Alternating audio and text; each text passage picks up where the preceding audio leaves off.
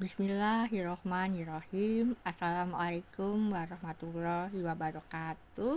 Shalom, Rahayu, Sampurasun, Namo Buddhaya, Namaste, salam kebajikan. Kembali bersama saya Hepzibah dalam renungan Ramadan yang ke-17. Renungan kali ini berkait erat dengan renungan sebelumnya, renungan ke-16, berjudul Mitos Mengejar Ridha Ilahi. Dalam surah Ali Imran, yang artinya adalah keluarga Imran, pada ayat 19 kita menyimak transmisinya melalui Al-Muhammad SAW.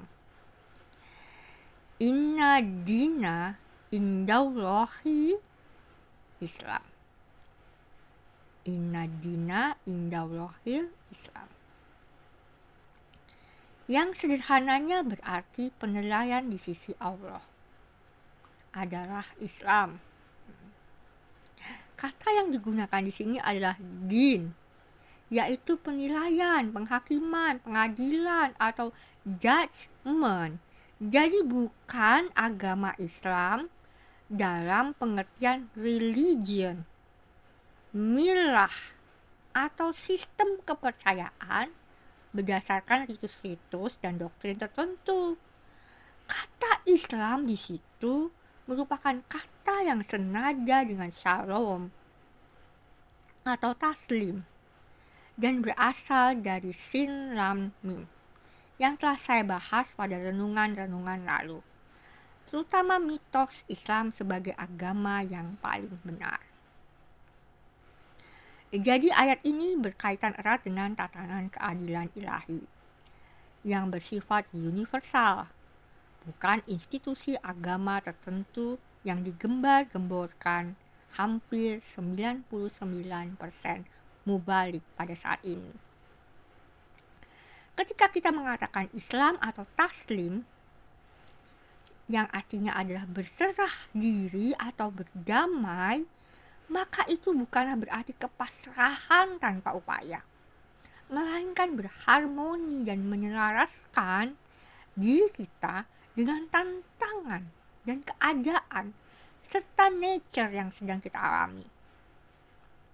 Dengan demikian maka kita akan mencapai Islam yang padanan lainnya adalah moksa, pembebasan, liberation dari samsara, yaitu neraka atau keterpisahan kita dengan Tuhan yang Maha Esa. Karena itu Islam juga berarti selamat atau keselamatan. Ketika kita menderita, sakit, miskin, kehilangan orang terkasih dan lain sebagainya, kita berdoa agar diberi bimbingan dan kekuatan untuk melaluinya, untuk menyintas, untuk resilient, untuk beradaptasi dan bermitigasi melaluinya. Itulah keselamatan. Saat mati jatuh dari pesawat, kita selamat karena kita diberi kekuatan untuk melalui kematian itu. Bukan selamat soal hidup atau tidak alami nestapa derita dunia atau nestapa jasmani. Nah, pun saat saya kesakitan karena pemphigus yang mendera saya, itu sama. Selama ini kita telah dibelokkan oleh berbagai pohon hadaat atau pohon kuldi untuk memahami ungkapan dalam surah Al-Imran ayat 19 sebagai nama untuk organisasi atau institusi tertentu bernama Islam. Ungkapan ini telah disalahgunakan oleh Umayyah untuk menamakan agama institusional sebagai agama kekaisarannya. Ridho ilahi tidaklah dicapai melalui persembahan-persembahan dengan berorganisasi di Islam yang semacam itu, melainkan kesatuan utuh di dalam tatanannya meliputi tatanan keadilan ilahi pula, maka itu tidaklah dapat dicapai tanpa memelihara syariat yang disebut Al-Furqan atau Dekalog, the divine law. Sebab kita tidak dapat menghindar, tidak dapat menghapus atau meniadakan dampak dari setiap karma perbuatan kita apapun. Karma artinya adalah perbuatan. Tapi dengan memohon ampunan kepadanya dan memohon petunjuknya melalui pembimbing-pembimbingnya, maka karma dosa yang kita lakukan akan mendapat bimbingan bagaimana untuk dapat kita lalui, perbaiki, pulihkan, dan atau rektifikasi. Dan hal itu tidak memerlukan label nama agama apapun. Cukup dalam suatu organisasi kecil seperti keluarga, di dalam suatu pohon hayat tertentu, untuk melatih diri, untuk saling asuh asih dalam pohon hayat al-Islam. Para pembimbingnya adalah 4 pir rijal al-ghaib. Saya ulangi, dalam pohon hayat al-Islam, para pembimbingnya adalah 4 pir rijal al-ghaib. Memang kita dapat melakukan doa dan menghubungi mereka sendirian. Tapi kita tetap butuh manusia lain untuk tetap hidup dan menyintas. Bukan begitu?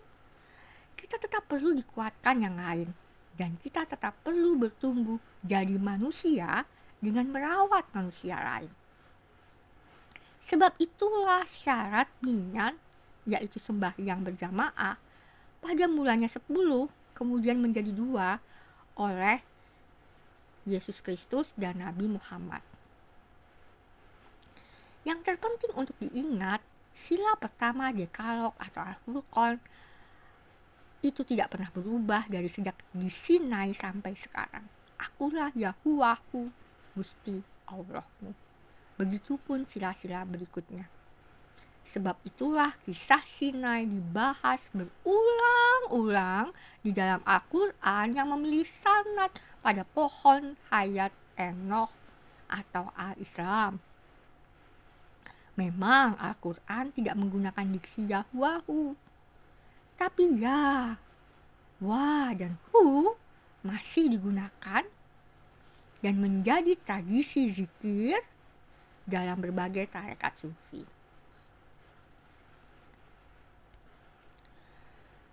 Rukun Islam sebagai 5 lelaku jasmaniah diformulasi para mursyid generasi salaf.